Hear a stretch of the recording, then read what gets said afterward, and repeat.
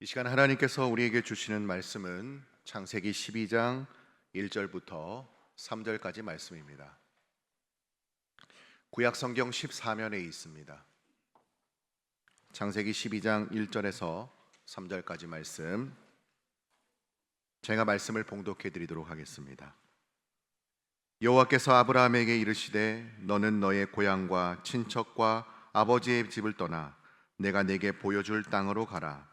내가 너로 큰 민족을 이루고 내게 복을 주어 내 이름을 창대하게 하리니 너는 복이 될지라. 너를 축복하는 자에게는 내가 복을 내리고 너를 저주하는 자에게는 내가 저주하리니 땅의 모든 족속이 너로 말미암아 복을 얻을 것이라 하신지라. 아멘. 오늘 말씀을 생각하면서 한번 따라하겠습니다. 아브라함과 같이 복의 근원이 되는 믿음의 명문 가정을 세워가겠습니다. 아멘. 아브라함은 오늘 본문 주인공인데요. 지금부터 약 한 2200년경에 메소포타미아 지역, 갈대아 우르 지역이라고 하는데요. 이라크 지역 정도 됩니다. 아브라함의 아버지는 달신을 섬기는 또 우상을 섬기는 가정의 사람이었고, 또 75세 된 아브라함은 또 하나님을 부르시면서 호출했습니다. 2절에 보면은 내가 너로 큰 민족을 이루고 내게 복을 주어 내 이름을 창대하게 하리니 너는 복이 될지라 그랬습니다. 이 개역 한글 성경은 복의 근원이 될지라 이렇게 말씀하고 있는데요. 이 복이란 말은 히브리어로 베라카라고 그러는데, 단순히 복을 받고 머무는 정도가 아니라 하나님의 관계에서 흘러나오는 생명과 은혜의 충만을 가리키는 복 자체다라는 것을 의미합니다. 이것은 아브라함을 향한 엄청난 선언이기도 한데요. 이 복이라는 것은 보통 사람들이 생각할 때 복은 나한테 흘러 들어오는 것이다, 흘러 들어와서 내 안에 머무는 것이다 이렇게 생각하는데, 그런데 하나님께서 말씀하시는 이 복이라는 것은 하나님으로부터 흐르는 이 복이 다른 사람들에게 흐르는 근원이 될 수 있도록 한다는 거죠. 복 자체가 된다라는 것인데요. 그래서 아브라함아, 네가 무엇을 가져서 행복한 것이 아니라 네가 존재하는 그것만으로도 그것이 그곳에 복이 임할 것이다 라는 이런 말씀인 것입니다. 그래서 저와 여러분이 존재하는 것만으로도 하나님의 복이 흘러가는 그런 역사가 일어나길 바랍니다. 3절 말씀에 보니까 너를 축복하는 자에게는 내가 복을 내리고 너를 저주하는 자에게는 내가 저주하리니 땅의 모든 족속이 너로 말미암아 복을 얻을 것이라 그랬습니다. 그래서 하나님께서 이 아브라함에게 복의 근원이 되게 하시고, 그 복의 근원이 바로 이제 그 가정이 믿음의 복의 근원의 가정이 되게 하셨다는 것을 볼 수가 있습니다. 그래서 우리는 세속에 물드는 존재가 아니라 주님의 선한 방향으로 하나님의 복으로 물들이는 존재가 되어야 된다는 거죠. 그러므로 여러분, 이제 여러분들이 복의 근원이 되어서 여러분의 가정은 물론 일터와 삶의 모든 현장들이 또 지역사회가 복을 받는 그런 역사가 풍성하게 임하시기를 바랍니다. 그렇다면 아브라함을 통해서 말씀하시는 복의 근원이 되는 가정이 어떤 가정이겠습니까? 먼저 죄악과 안주하는 자리에서 떠나는 가정이 복받는 믿음의 가정이라는 것을 볼 수가 있습니다. 1절 상반절에 보니까 여호와께서 아브라함에게 이르시되 너는 너의 고향과 친척과 아버지 집을 떠나라 그랬거든요. 아브라함의 고향인 갈대아 우르 지역은 달신을 섬기는 우상 지역이었습니다. 그래서 고향을 떠나라는 이 말씀에는 바로 죄악의 자리에서 떠나라라는 그런 의미가 있습니다. 그래서 아브라함의 고향인 이 메소포타미아 지역, 이 이라크, 터키, 이란, 이 시리아 이 접경 지역에는 정말 4대 문명의 발상지죠. 그래서 이 지역은 물질적으로 풍요로운 곳이기도 했지만 온갖 우상들이 풍성하게 있는 그런 지역이었고 점성술도 발달하고 이곳이 바로 바벨탑을 쌓았던 곳이기도 합니다. 그래서 우리도 복의 근원이 되는 가정을 세우려면은 우선 죄악의 그런 자리, 내가 정말 여기에서는 도저히 안 되겠다는 그곳에서 머물러 있어서는 안 된다는 거죠. 그래서 우리가 현실적으로 보면은 죄악에 물든 우리 주변의 친구들, 이웃들, 나쁜 습관들, 게임이나 알코올에 중독된 여러 가지 상황들에서 우리가 떠나야 복의 근원이 될 수 있는 기본이 될 수 있다는 거죠. 또 한 가지는 이 떠나라는 것은 친척과 아버지 집을 떠나라, 이 말씀이 뭐냐면은 내가 편안하고 안주하는 자리에서 떠나라, 이런 의미가 있습니다. 여태까지는 친척을 의지하고 친척의 도움을 받고 살았지만은 앞으로는 하나님의 도움을 받고 살아라는 것이죠. 그래서 사람의 도움으로 안주하지 말라는 거예요. 특히 아버지의 집을 떠나라는 말씀은 아버지의 유산, 또 아버지의 상속, 세상에 보장된 그것에 안주하지 말라는 거예요. 특별히 고향과 친척, 아버지 집은 익숙한 곳이고 편안한 곳이고 정말 언제든지 마음이 위안이 되는 곳이기도 합니다. 반면에 하나님이 지시한 땅은 낯선 땅이요 불편하고 위험한 땅일 수도 있습니다. 사람들은 누구나 편안하고 익숙한 안전한 곳을 원하죠. 그래서 더 편안하고 편리하고 안전한 집을 원하는 것이 보통 사람들의 마음입니다. 하지만 하나님께서 말씀하시면 우리는 편하고 익숙하고 안전한 곳을 언제든지 떠나서 불편하고 위험하고 힘든 곳도 나아갈 수 있어야 된다. 그렇기 때문에 우리는 우리의 삶의 현장에서 하나님이 지시한 그 복의 통로가 되기 위해서는 지역을 섬기고 또 전도를 하고 세계 선교 현장을 나가는 그런 역사를 우리가 일으키게 될 수 있다는 거죠. 근데 여러분 스스로 한번 가만히 생각해 보십시오. 나는 과연 여기에 머무는 사람인가, 아니면 안주하는 사람인지, 아니면 주님이 말씀하신 나는 언제든지 떠날 수 있는 사람인지 한번 생각해 보십시오. 그래서 나는 하고 싶은 것만 하는 사람은 안주하는 사람입니다. 근데 해야 할 일을 정말 곧 해야 되겠다면 하는 사람이 그는 떠나는 사람이죠. 또 내가 가고 싶은 곳만 가는 사람은 안주하는 사람이다. 근데 내가 가고 싶지 않아도 정말 가야 될 곳이라면 가는 사람이 떠나는 사람이는, 또 내가 듣고 싶은 것만 듣길 원하는 사람은 안주하는 사람인데, 때로는 내가 듣지 않고 내가 거북하더라도 하나님께서 말씀하시면 듣겠다는 그런 믿음의 자세를 가진 사람이 떠나는 사람의 자세이다라는 거죠. 그래서 여러분, 우리가 지금 구역 예배에서 사랑방과 숨 모임으로 개편을 하고 있는데, 원래 하던 대로 하지 뭐 꼭 그렇게 해야 됩니까? 이렇게 하는 분들도 있습니다. 그러면은 물론 편하고 별로 불편함은 없어요. 그제까지 해왔으니까.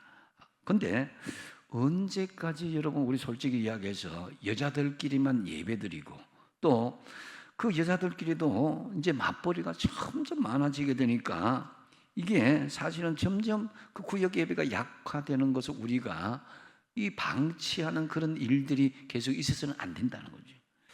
그래서 그럴 수는 없는 것이다라는 거죠. 그래서 기도하는 것도 그렇고, 여러분 전도하는 것도 그렇고, 주방봉사, 차량봉사, 교회 어려운 일들 섬기는 것, 때로는 여러분 하고 싶지 않을 때가 있습니다.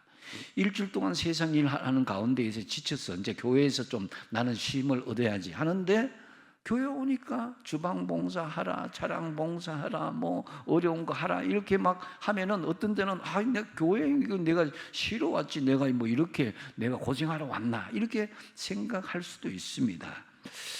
근데 이것은 이제 사단이 끊임없이 우리의 심령에 교회 공동체 안에서 하고 싶지 않도록 자꾸만 격동시키는 거예요. 교회 공동체를 무너뜨리는 일이 뭐냐면은 내가 있던 자리에서 안주하고 더 이상 어떤 것을 하지 않으려고 하는 그것이 바로 영적인 그런 안전병이가 될 수도 있다는 것을 우리가 경계하지만 안 된다는 거죠. 그래서 건물도 여러분 몇 년마다 연말에 평가를 하면 어떤 평가를 내요? 감가상각이라는 거예요. 평가를 한 5%, 10% 이렇게 떨어뜨린 거예요.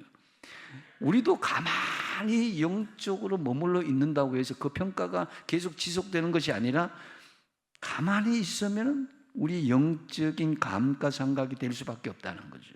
그래서 여러분 참으로 내가 원하는 편하고 쉬운 곳만 찾아서 안주하지 말고 특별히 죄악의 자리에서는 과감하게 떠나고 또 안주하는 자리를 떠나서 하나님이 지시하는 곳으로 믿음으로 복의 근원이 되는 가정을 세워나가시는 저와 여러분 되시기 바랍니다. 두 번째로 복의 근원이 되는 가정은 어떤 가정이냐? 바로 말씀에 순종하는 가정임을 오늘 통해서 알 수가 있습니다. 1절 하반절에 보니까 내가 내게 보여줄 땅으로 가라 그랬습니다. 이게 이제 말씀에 대한 지시거든요. 명령이거든요. 그러면은 그 말씀에 대한 순종이 있을 때에 하나님께서 복이 흘러가는 통로로 만들어 주신다는 거죠. 우리가 어떤 환상이나 감정이나 표적이나 사람들의 말에 기초해서 신앙생활하고 타의적으로 신앙생활하게 하면요 언젠가는 우리가 스스로 넘어질 수밖에 없습니다. 우리 자신들이 정말 믿음 안에서 선택하고 우리 자신들이 특별히 말씀에 기초하여서 순종하면은 여러분 우리가 영적으로 낮아지지 않고 끊임없이 계속 우리 속에서 변화의 역사가 성령을 통해서 일어나게 되어 있습니다. 여러분 어린아이가 아주 어릴 때에 횡단보도를 건너고 큰 길을 건널 때에 부모님의 손을 잡고 건널 때가 있습니다. 그런데 아이들은 처음에는 신호체계를 잘 몰라요. 그런데 중요한 것은 내가 엄마의 손만 잡으면 아버지의 손만 잡으면 내가 확실하게 안전하다라는 그런 마음을 가지고 있기 때문에 엄마 손만 잡고 부모님의 손만 잡고 건너면 되는 거예요. 마찬가지로 아브라함의 순종도 상황을 다 이해해서가 아니라 하나님이 신실하신 분이다. 하나님이 믿을 만한 분이다. 이것이 있으면은 그 말씀에 순종하게 된다는 거죠. 여러분, 말씀에 순종하는 것은 어떤 이 이념적인 생각의 사고의 어떤 그것이 딱 맞아떨어지고 감정의 어떤 감동이 오고 이것으로 끝나는 것이 아닙니다. 중요한 것은 하나님과의 신뢰가 있을 때에 완벽하게 이해되지 않더라도 하나님 말씀하셨기 때문에 순종하는 거예요. 참된 순종은 어떤 감정이나 상황이 아니라 하나님의 신실하심을 신뢰하는 가운데에 우리가 순종하게 된다는 거죠. 그렇기 때문에 하나님 말씀을 순종하기 위해서는 하나님을 더 신뢰하시기 바랍니다. 4절 말씀 같이 한번 읽어보겠습니다. 시작. 이에 아브라함이 여호와의 말씀을 따라갔고 롯도 그와 함께 따라갔으며 아브라함이 하란을 떠날 때에 75세였더라. 아멘. 자, 이에 아브라함의 여호와의 말씀을 어떻게 했다고요? 말씀을 따라갔다는 거예요. 그래서 이건 뭐냐면은 아브라함은 하나님과의 어떤 토론과 조건을 달지 않았고 흥정하지도 않고 계산하지 않고 순종하면서 따라갔다는 거예요. 자, 이 부모님이 하나님의 말씀에 먼저 순종할 때 자녀들도 하나님의 말씀을 따라오게 되어 있습니다. 요즘 며느리가 시어머니에게 아주 잘하는 시대죠. 맞아요? 예, 근데 이제 이게 인터넷에 나오는 이야기이기도 하지만은 요즘 며느리가 시어머니에게 하는 거짓말 베스트 5가 있다 그래요. 자, 첫 번째는 뭐냐? 어머님, 벌써 가시게요. 며칠 더 머물다 가시죠. 이게 1등이라는 거예요. 2등은 뭐냐? 어머님, 용돈 적게 드려서 죄송합니다. 더 많이 드려야 되는데. 또 여러분 자녀들 말고 저쪽 넘어 있는 자녀들. 세 번째로 어머니가 만드신 음식이 제일 맛있어요. 좀 마음이 설렁하죠, 그죠? 이게 정말 그러고 싶은데 여러분 젊은 사람하고 연세 드신 분하고 입맛이 틀려요. 또 연세 드신 분들은 때로는 젊을 때는 미각이 뛰어나도 나이가 드시면 미각이 떨어지거든요. 그래서 뭐 부모님을 꼭 미워서라기보다도 미각이 떨어지는 음식을 젊은 사람들이 싫어할 수도 있다는 거죠. 그 다음에 또 네 번째 뭐냐면은 아유 어머님 전화 드렸는데 안 계시더라고요. 분위기가 좀 설렁해서 제가 진행해야 될지 모르겠는데 마지막 한 가지는 저도 어머님 같은 시어머니가 될래요. 여기 말고 다른 며느리다. 우리 며느리라고 생각하지 마세요. 예. 그래서 여러분 이게 때로는 부모들이 자녀들이 하는 것이 완벽하게 진실하지 않고 때로 이제 립 서비스로 그냥 부모님 마음을 이해한다는 것으로 하는 것이라도 부모는 인내하고 사랑해야 될 줄 압니다. 그게 부모인 거예요. 그래야 믿음의 명문가를 만들 수 있는데 효자 성도는요 하늘에서 뚝 떨어지지 않습니다. 부모 세대에서 하나님 말씀에 순종하는 모습들이 특히 보여져야 그 다음 세대에서도 그가 본을 가지고 따라할 수가 있는 거예요. 아브라함은 75세 나이 결코 적지 않은 나이입니다.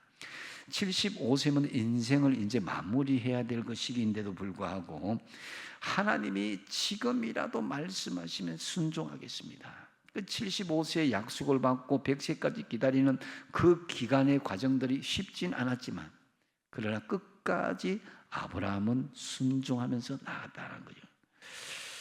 근데 이제 요즘 보면은 오늘날 물질 중심으로 살고 개인주의 중심으로 사는 사람들이 굉장히 많은 것을 볼 수가 있습니다.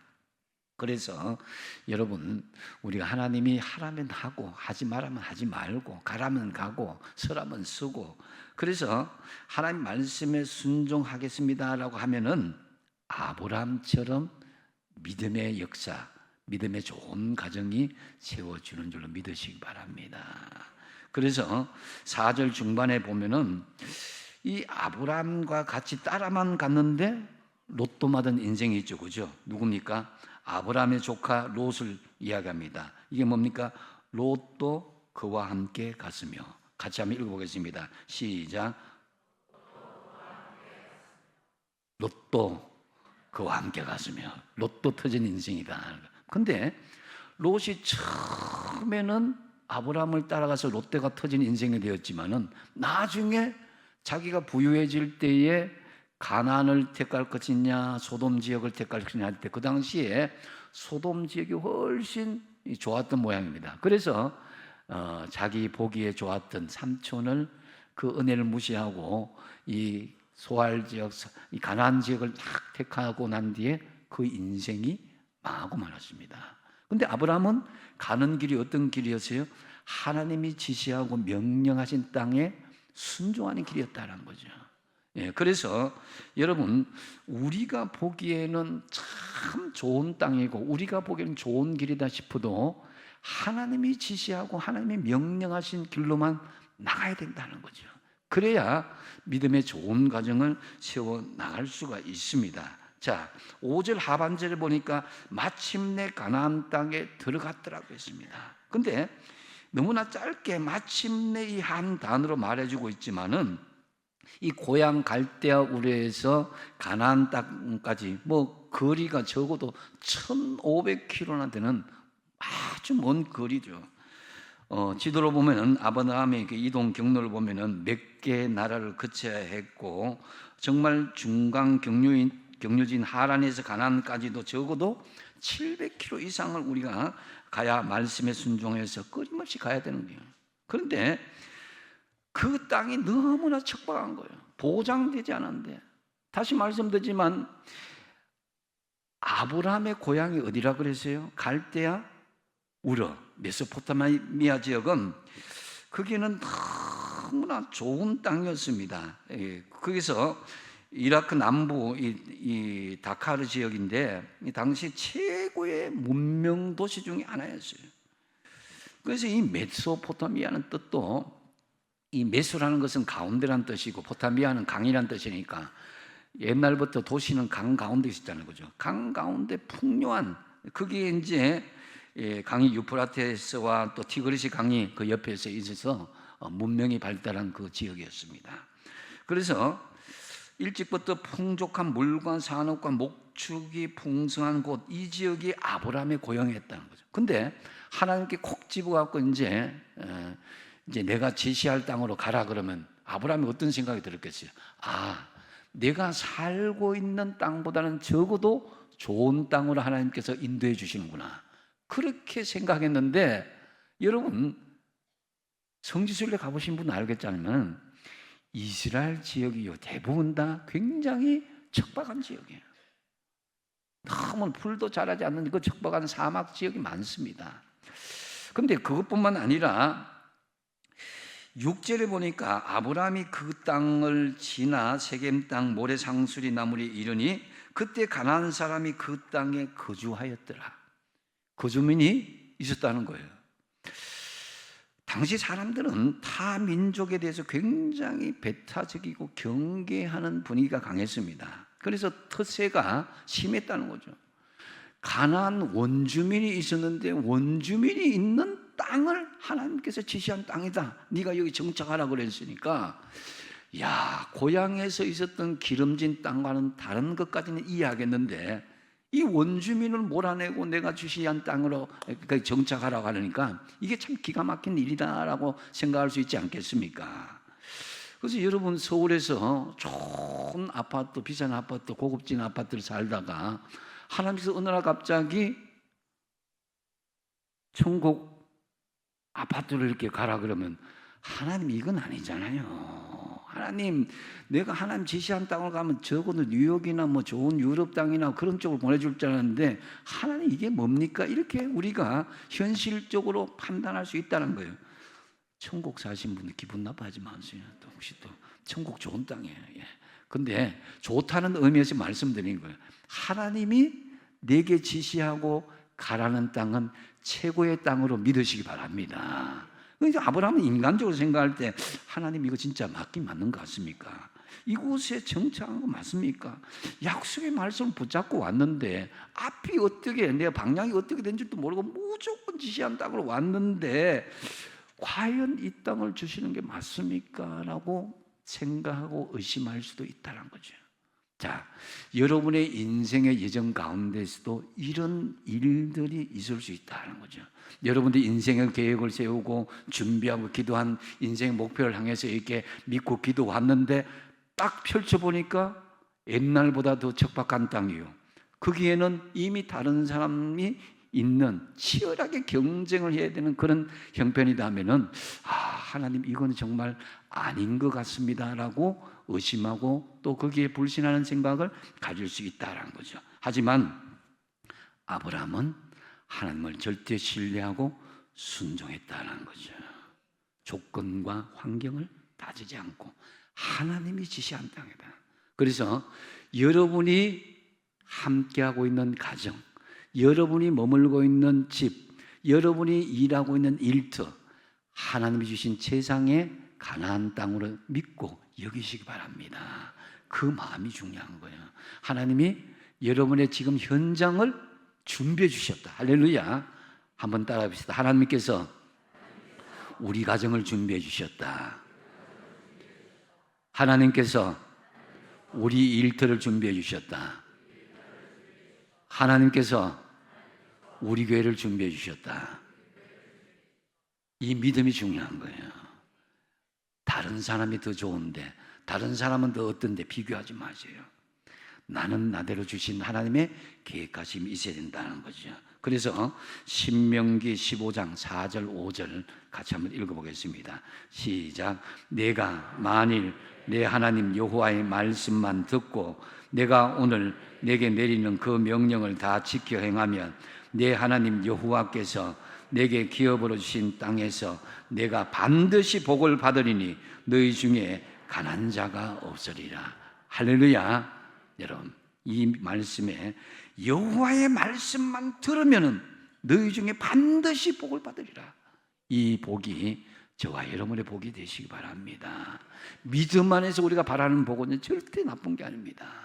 그래서 여러분, 이 복을 바라고 나간다는 건 이 특권인 것입니다. 그리고 복의 근원이 되는 이 가정의 세 번째는 예배의 제단을 쌓는 가정이 되어야 된다는 거죠. 자, 아브라함이 그래야 했던 가정, 그거 갈대아 우르에서 하란을 거쳐서 세겜 땅으로 가기까지 1500km가 넘는 엄청난 거리를 목적지가 어딘지도 모르고 걸어갔습니다. 그 흔들리고 어려운 그 환경과 이거는 아닌데 계속 걸어도 또 비슷한 땅이에요.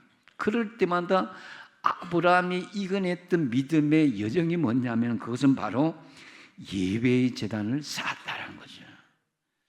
그래서 7절 하반절에 보면은 자기에게 나타나신 여호와께 그가 그곳에 뭐라고요? 제단을 쌓았다. 예배의 제단을 쌓았다는 거죠. 여러분, 하나님께서 제일 기뻐하시는 것이 예배의 제단이고 사단이 제일 싫어하는 것이 예배의 제단인 거예요. 그렇기 때문에 믿음의 사람은 하나님께 예배의 제단을 끊어버리지 말아야 되고 가정 예배의 제단을 쌓아야 된다는 거죠. 그리고 8절 말씀 같이 한번 읽어보겠습니다. 시작. 거기서 베델 동쪽 산으로 옮겨 장막을 치니 서쪽은 베델이요 동쪽은 아이라.